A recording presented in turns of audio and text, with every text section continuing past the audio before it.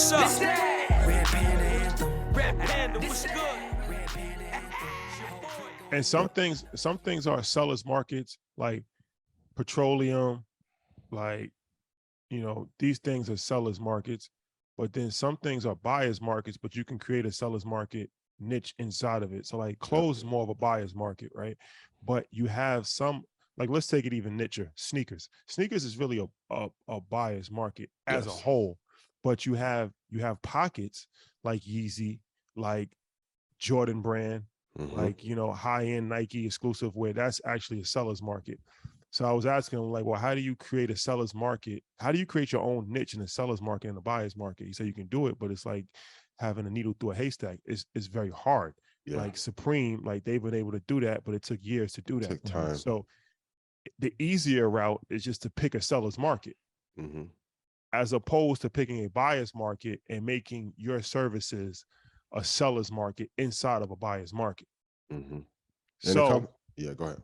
So when you're starting your business, that's something to consider. And when you're looking to invest in a business, that's something to consider. That was a point I was going to say. So for everyone who's thinking like, well, okay, you guys are mentioning business, talking points, sometimes marketing, but these are the things that you need to research to see what is going to become incredibly competitive and alluring to go public. So if we look at Stripe, process is very easy. They've kind of created their own sellers market where I don't hear many business owners outside saying they want to use PayPal over Stripe. So when they become public and everyone asks me like, what's the IPO I'm looking forward to? That's probably the only one. PayPal had a chance in 99, 2000, 2001, but Stripe, you don't hear all the horror stories that you used to hear in comparison to PayPal about locking up accounts for weeks or months. So they have created their own sellers market amongst the business community. And when they go public, I am pretty sure the stock is going to do pretty damn well. It'll be 5 years. The biggest IPO in history. Easily. Absolutely. All right. Could the formation of BRICS be one of the greatest threats to our economy over the next 20 years? Yes. So BRICS is Brazil, Russia, India, China, and South Africa. Yeah, and South Africa all together. And so think of it, going back to the basketball analogy, maybe Russia cannot beat the United States, because I've seen in the comments people are saying, well, America has the number one military in the world. That's true. But the war that we're fighting right now, and the Russia and Ukraine war, at some point that we have to put a stopping point to it, because if energy prices have increased so much, in some cases 10x in Europe, that if you're having to get your reserves or natural gas from Russia, they can use the commodity that they run and have a seller market on to freeze out or cause rationing in other countries. And if those are our allies, we're going to have to come to their aid. There are other ways that this war is going to be fought. And with the introduction of this super team, which they've been working on this for over a decade now, if these four countries come together, it's projected by 2050 that they will be a superpower. So sometimes you may not be able to beat a competitor head on, but if Brazil, Russia, India, which is a super booming emerging economy, in China, which we've talked about, come together, and I have a small theory that if right now China cannot beat the United States head up, if they cause a crash internationally, and then that superpower applies a lot more pressure at that time and buys up a lot of assets. If we have two successive crashes back to back by 2040, they'll definitely be in lead by 2050. So yes, we have a large military, but they're not playing the same kind of war game that we are playing.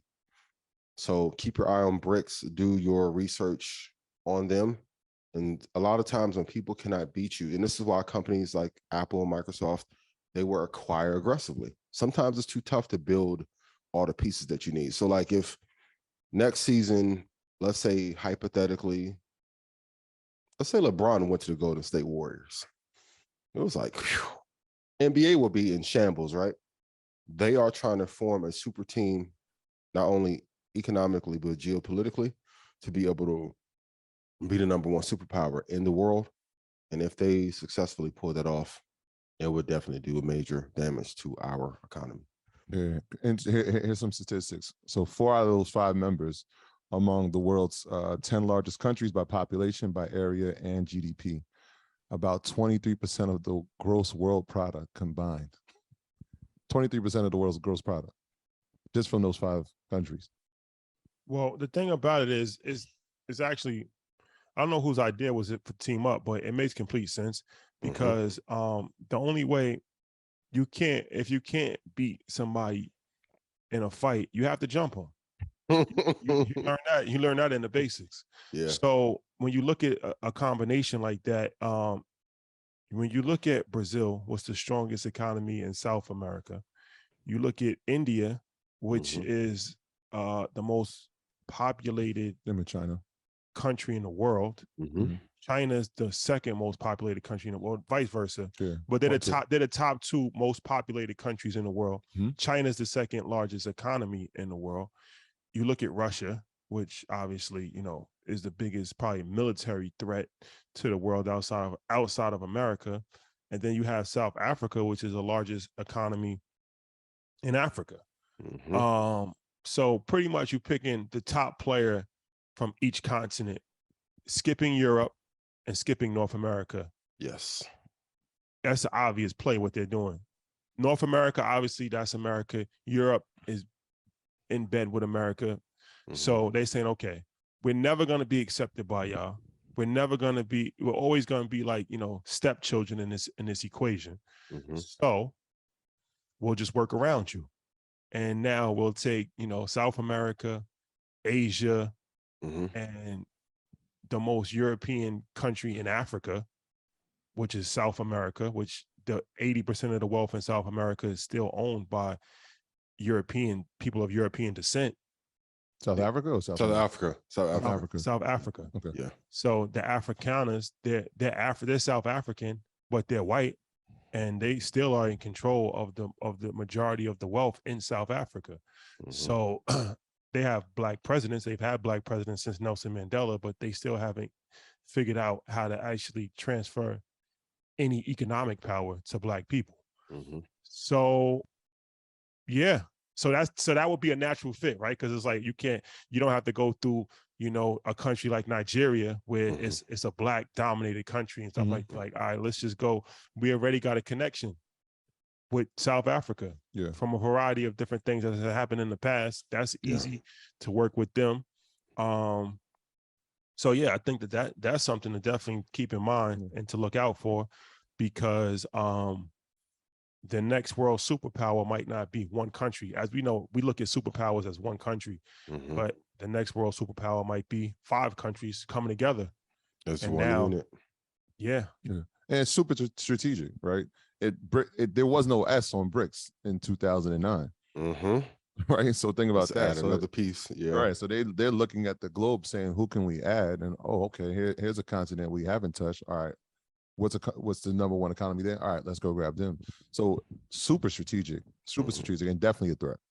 And then as we're in this conflict with Ukraine, of course, we're going to support Ukraine because they're an ally.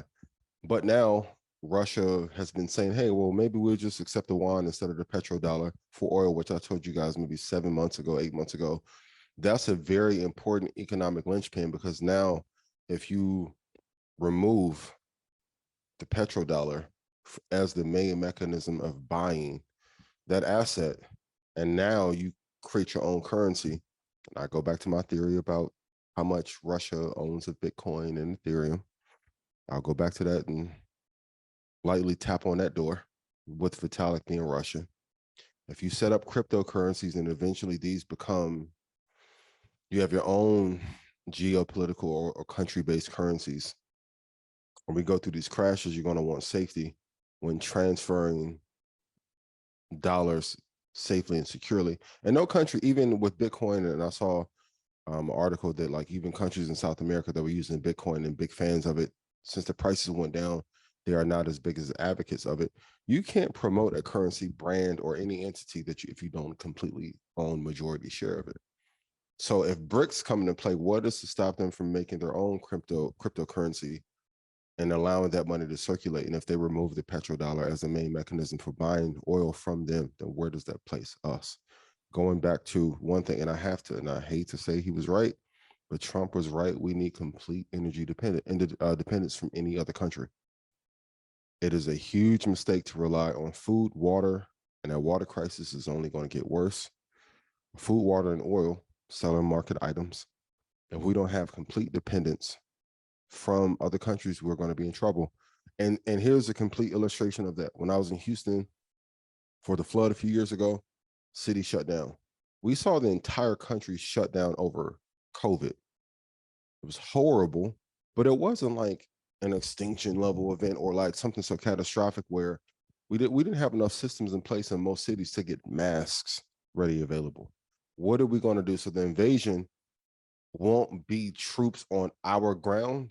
It may be a super power or super PAC like this that could lead to the destruction. But Ray Dalio's book is probably one of the best books ever written about the economic climate and cycle that we're in. Please read it.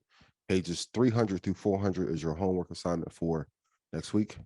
Please get it done. This that Red Panda Anthem. Ian, what's up? This that Red Panda Anthem. Red Panda, what's good? Red Panda Anthem. Your boy going up. I know they can't stand it.